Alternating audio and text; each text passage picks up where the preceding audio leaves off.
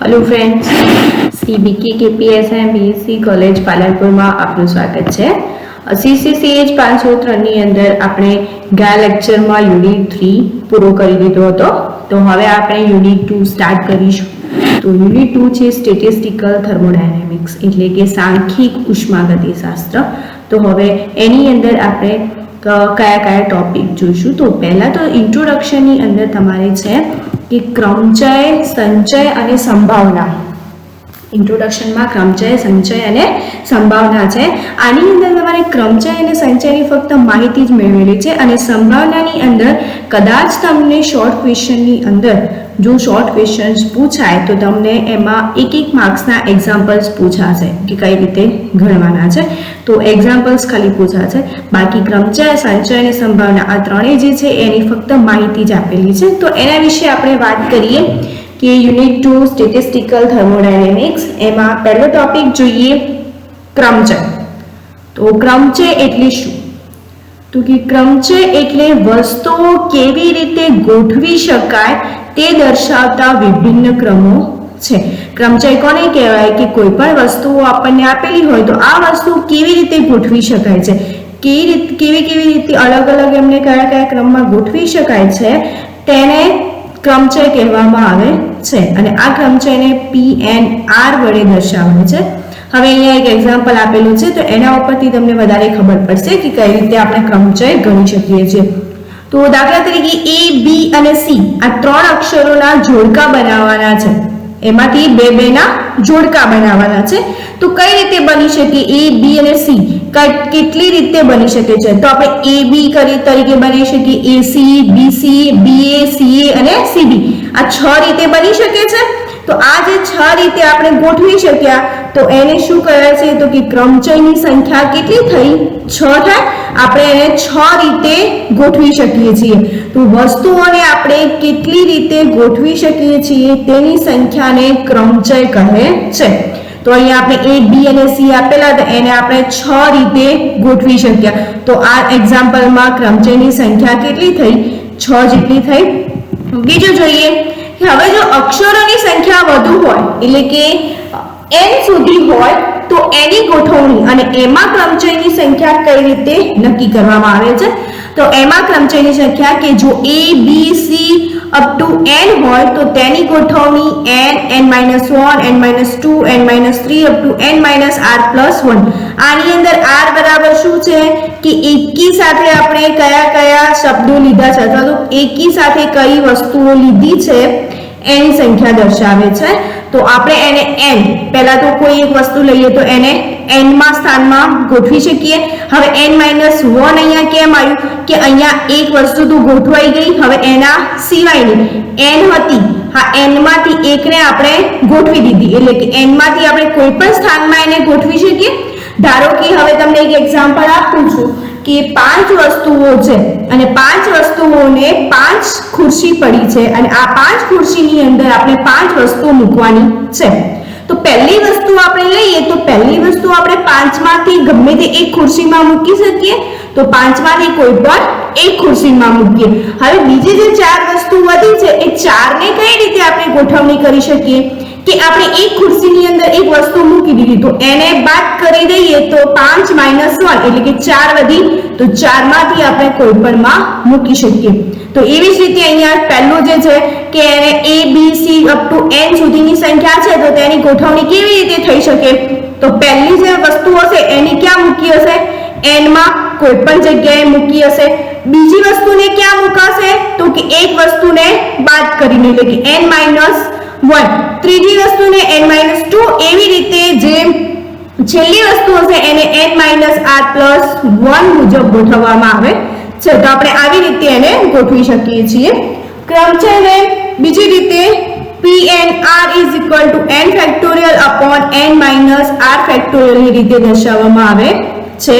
એનું એક્ઝામ્પલ એક લઈ લઈએ તો કે P53 ના ક્રમચય શોધો કે P53 ના આપણે ક્રમચય શોધવાના છે કે કેટલી રીતે P53 ને ગોઠવી શકીએ છીએ। તો P53 = PNR = શું થશે? n⁴n-r⁴।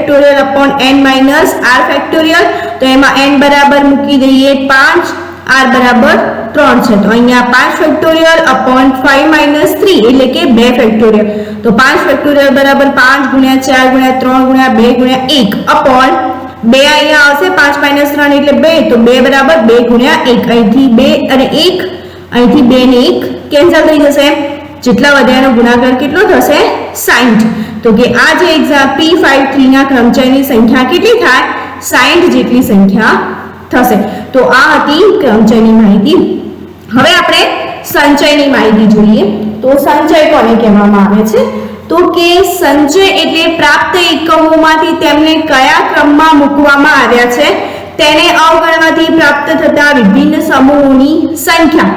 એટલે શું કહેવા માંગે છે કે આપણે આગળનો એક્ઝામ્પલ જોઈ ગયા કે આગળના એક્ઝામ્પલની અંદર A B C આ ત્રણની અંદર આપણે ગોઠવ્યા હતા એટલે કેટલી સંખ્યા થતી હતી 6 સંખ્યા થતી હતી, એના કર્મચારીની સંખ્યા 6 થતી હતી, પણ સંચયની સંખ્યા કેટલી થાય છે અહીંયા 3 બતાવેલી છે, તમને કેટલી છે 3 બતાવેલી છે। કેમ કે અહીંયા જે છે કે પ્રાપ્ત એકમોમાંથી તેમને કયા ક્રમમાં મૂકવામાં આવ્યા છે તેને અવગણવાના છે, એટલે શું છે કે કોઈ સમાન હતા AB અથવા તો BA બંને શું છે સમાન જ થશે, તો AD = BA, CA = AC અને CB = BC એમને કયા ક્રમમાં મૂકવામાં આવ્યા છે એને અવગણવાના છે, પરંતુ એને અવગણી અને પછી આપણને કેટલા સમૂહોની સંખ્યા મળે છે તો આ સમૂહોની સંખ્યાને સંચય કહે છે।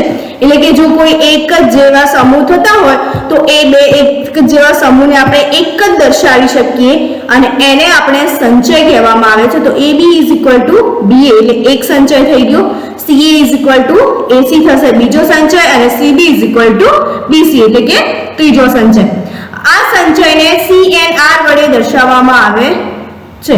તો CNR = એનું સૂત્ર છે કે n - 1 n - 2 up to n - r+1 upon r factorial. હવે આ જે સમીકરણ છે આ સમીકરણને n - 1 ફેક્ટોરિયલ વડે ગુણવાથી નીચે મુજબનું સમીકરણ મળે છે કે CNR = n factorial upon r factorial into n - r factorial. આપણે આ સૂત્ર જ ફક્ત ધ્યાનમાં રાખવાનું છે જસ્ટ માહિતી માટે। તો CNR = n factorial upon r factorial into n - r factorial. હવે એનું એક એક્ઝામ્પલ લઈ લઈએ કે C63 ના સંચય ગણો। તો CNR = શું થશે n factorial upon r factorial into n - r factorial. તો C63 = 6 factorial upon 3 factorial into 6 - 3 factorial. તો 6 factorial upon 3 factorial into 3 factorial. 6 factorial શું થશે 6 × 5 × 4 × 3 × 2 × 1 upon 3 ફેક્ટોરિયલ બંનેને અલગ અલગ દર્શાવવાના છે। તો 3 ફેક્ટોરિયલ = 3 × 2 × 1 અને આ 3 ફેક્ટોરિયલ = 3 × 2 × 1, તો અહીંથી 3 2 1 અને અહીંથી 3 2 1 કેન્સલ થઈ જશે। તો અહીંયા જે ગુણાકાર ભાગાકાર આવશે એની સંખ્યા શું થશે C63 = 20, એટલે કે આ જે એક્ઝામ્પલ છે એના સંચયની સંખ્યા કેટલી મળે છે આપણને 20 જેટલી મળે છે। તો આ હતી સંચયની માહિતી।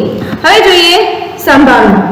તો સંભાવના કોને કહેવામાં આવે છે, તો કે સંભાવના = ઘટના બનતી હોય તેની સંખ્યા ભાગ્યા કુલ ઘટનાની સંખ્યા। આપણે જે રીતે સરેરાશ લઈએ છીએ ને એ જ રીતે, તો કે સંભાવના = ઘટના બનતી હોય તેની સંખ્યા upon કુલ ઘટનાઓની સંખ્યા। હવે ધારો કે A સફળતા અને B નિષ્ફળતા દર્શાવે છે, તો આપણે સફળતાની સંભાવના શોધવી હોય તો શું થશે, પહેલા તો A અને B સફળતા અને નિષ્ફળતા આ બંને ભેગા છે એટલે કુલ ઘટનાઓની સંખ્યા કેટલી થશે, કુલ ઘટનાઓની સંખ્યા A + B જેટલી થાય। હવે એમાંથી આપણે ફક્ત સફળતાની સંભાવના દર્શાવી છે, તો શું થશે સફળતા બનતી હોય એની ઘટના કેટલી છે ફક્ત 1 એટલે કે A જેટલી છે। તો સફળતાની સંભાવના = A/A + B થાય અને નિષ્ફળતાની સંભાવના શું થશે B/A + B અને સંભાવનાનો સરવાળો 1 જેટલો થાય છે। સંભાવનાનું મૂલ્ય 0 થી 1 ની વચ્ચે મળે છે અને જો સંયુક્ત સંભાવના દર્શાવવી હોય તો તેને P = Q × R વડે દર્શાવવામાં આવે છે। હવે અહીંયા એક એક્ઝામ્પલ લઈએ કે દાખલા તરીકે એક સિક્કો n વખત પૂછાઈએ તો હેડ આવવાની સંભાવના m જેટલી છે અને ટેલ આવવાની સંભાવના n - m જેટલી થાય છે. તો હેડ આવવાની સંભાવના સિક્કો છે તો એની કુલ સંભાવના કેટલી થાય? કાં તો હેડ આવે અથવા તો ટેલ આવે. એટલે બે સંભાવનાઓ થઈ, કુલ સંભાવના અથવા તો કુલ ઘટના કેટલી બની? 2 બની. હવે એમાંથી હેડ આવવાની સંભાવના કેટલી થાય? તો એક જ થાય. હેડ એક જ છે એક સિક્કા ઉપર, તો હેડ આવવાની સંભાવના કેટલી થાય? 1/2. પણ એની શક્યતાઓ કેટલી આપેલી છે? m જેટલી છે, તો રેઝ ટુ m. અને ટેલ આવવાની સંભાવના કેટલી થશે? એ પણ એક થાય, તો 1/2 રેઝ ટુ n - 1 જેટલી. હવે બંનેની સંયુક્ત સંભાવના ગણવી હોય તો શું થશે કે p q * r. તો p = 1/2 m * 1/2 n - 1 જેટલી થાય. હવે જો n વસ્તુ પૈકી m ને એકી સાથે ગણવામાં આવે એટલે કે લેવામાં આવે તો શક્ય ગોઠવણીઓની સંખ્યા n factorial upon n minus m factorial into m factorial જેટલી થાય. કે આપણે n વસ્તુઓ લીધી છે અને આ n વસ્તુઓમાંથી m જેટલી વસ્તુને એકી સાથે લેવી હોય એટલે કે એક સાથે તેમની ગોઠવણી કરવી હોય તો એની ગોઠવણીની સંખ્યા એટલે કે એની શક્યતાઓ કેટલી થશે? તો કે n factorial upon n minus m factorial into m factorial જેટલી થાય. હવે આમ જો હેડ અને ટેલ આવવાની ચોક્કસ સંખ્યા મેળવવાની સંભાવના જે છે એ ઇચ્છિત ધ્યેય પામવાની રીતોની સંખ્યા પ્રમાણે વધે છે. આથી હેડ અને ટેલ આવવાની સંભાવના w નીચે મુજબ દર્શાવી શકાય કે w = n factorial upon n minus m factorial into m factorial into 1/2 raised to m into 1/2 raised to n minus 1 જેટલી એની સંભાવના થાય છે. હવે આપણે સંભાવનાના એક્ઝામ્પલ જોઈ લઈએ. તમારે સંભાવનાની અંદર ફક્ત અહીંયા જે એક્ઝામ્પલ્સ આપેલા છે આ એક્ઝામ્પલ્સની રીતે જ સંભાવના પૂછાશે. બીજા આપણે કોઈ એક્ઝામ્પલ્સ પૂછાતા નથી. તો અહીંયા તમને 2-3 એક્ઝામ્પલ છે. આ એક્ઝામ્પલ હું તમને બતાવું છું તો એ રીતે તમારે એક્ઝામ્પલ્સ પૂછાશે 1 માર્ક્સમાં જો શોર્ટ ક્વેશ્ચન પૂછાય ને તો આપણે પહેલું એક્ઝામ્પલ જોઈએ કે બે પાસા એકી સાથે ફેંકવામાં આવે ત્યારે બંનેના 4 પડવાની સંભાવના કેટલી? કે બે પાસાને એક સાથે ફેંકવામાં આવે ત્યારે બંનેમાં 4 પડવાની સંભાવના કેટલી? બે પાસા છે, બંનેની અંદર સાથે 4 પડવાની સંભાવના. હવે એક પાસા ઉપર એક જ વખત 4 પડે, સોરી એક પાસા ઉપર એક જ 4 હોય એટલે કે પાસાની કેટલી બાજુઓ હશે? 6 બાજુ હોય તો એક પાસા ઉપર 4 પડવાની સંભાવના કેટલી? તો 1/6 જેટલી થાય. કુલ શક્યતાઓ કેટલી છે? 6. અને એમાંથી 4 પડવાની શક્યતા કેટલી? તો કે એક જ, તો 1/6 જેટલી થશે. તો એવી જ રીતે બીજા પાસા ઉપર 4 પડવાની સંભાવના કેટલી થાય? તો એ પણ 1/6 જેટલી થાય. હવે બે પાસા ઉપર એકી સાથે 4 પડવાની સંભાવના એટલે કે સંયુક્ત સંભાવના થઈ તો કેટલી થશે? p = q into r. તો is equal to 1/6 into 1/6 is equal to 1/36. તો બે પાસા ઉપર એકી સાથે 4 પડવાની સંભાવના 1/36 જેટલી થાય છે. બીજો એક્ઝામ્પલ જોઈએ કે જો એક પાસાને ફેંકવામાં આવે તો 3 અંકવાળો દાવ પડવાની, 3 કરતા વધુ અંકવાળો દાવ પડવાની અને 3 સિવાયના અંકવાળો દાવ પડવાની શક્યતાઓ કેટલી છે? તો એની અંદર આપણે પહેલું જોઈએ a એટલે કે 3 અંકવાળો દાવ પડવાની શક્યતા. તો 3 અંકવાળો દાવ પડવાની શક્યતા એક જ હોય કારણ કે એક સાથે કોઈ 2 અંક તો પડી શકવાના છે નહીં. પાસાની બાજુ કેટલી છે? 6 અને 3 અંકવાળો દાવ પડવાની શક્યતા કેટલી છે? 1. તો શું થશે? p3 = 1/6 જેટલી એની સંભાવના થશે. તો 1/6. હવે બીજું જોઈએ કે 3 કરતા વધુ અંકવાળો દાવ પડવાની શક્યતા કેટલી? તો 3 કરતા વધુ અંકવાળા અંક કેટલા કયા થશે? કે 4, 5 અને 6. તો કેટલા થયા? 3. એટલે કે 3 અંક છે, આ ત્રણેય અંક ગમે તે પડી શકે. તો n = કેટલા થાય? 3. m = 3 થશે. તો pb = m/n. તો p3 = 3/6 is equal to 1/3. 2 જેટલી સંભાવના થશે. હવે ત્રીજું શું છે કે 3 સિવાયનો અંક પડવાની શક્યતા. તો 3 સિવાયનો અંક કયા કયા છે તો કે 1 2 4 5 અને 6 થશે. તો m બરાબર કેટલા થયા 5 થયા. તો PC m/n P3 સ્ટાર એટલે કે 3 કરતા વધારે તો is 5/6. તો 3 સિવાયનો અંક પડવાની શક્યતા કેટલી છે કે 5/6 જેટલી છે. ત્રીજો એક્ઝામ્પલ આપેલો છે કે 2 લીટરના એક ગોળામાં 10 અણુઓ ભરેલા છે. ગોળાની વચ્ચે તેના 2 સરખા ભાગ પાડતી એક કાલ્પનિક દીવાલ કલ્પવામાં આવે તો બધા અણુઓને એક ભાગમાં રહેવાની તક કેટલી? એક આપણે ગોળો લીધો છે. હવે આ ગોળાની અંદર 10 અણુઓ ભરેલા છે, એના 2 ભાગ પાડ્યા છે. તો એમાં એક જ બાજુએ રહેવાની એટલે કે પહેલા તો કુલ સંભાવના કેટલી થઈ 2 થઈ. 2 ભાગ પાડ્યા છે એટલે કુલ સંભાવના 2 થઈ. તો હવે એમાંથી ફક્ત એક જ બાજુએ રહેવાની તક કેટલી તો કે એક અણુની કેટલી થશે પહેલા અણુની 1/2 જેટલી થાય. હવે બીજા અણુની ગણીએ તો એ પણ કેટલી થાય 1/2 થાય. કોઈ પણ એક બાજુ રહેવાની છે. તો આ બંનેની આપણે ગણવી હોય કે આ બંનેની સંયુક્ત સંભાવના ગણવી હોય તો શું થશે 1/2 * 1/2 = 1/2 નો સ્ક્વેર થઈ જશે. તો હવે આવા 10 અણુઓ માટે ગણવું હોય તો શું થાય તો n = 10 મૂકી દઈએ.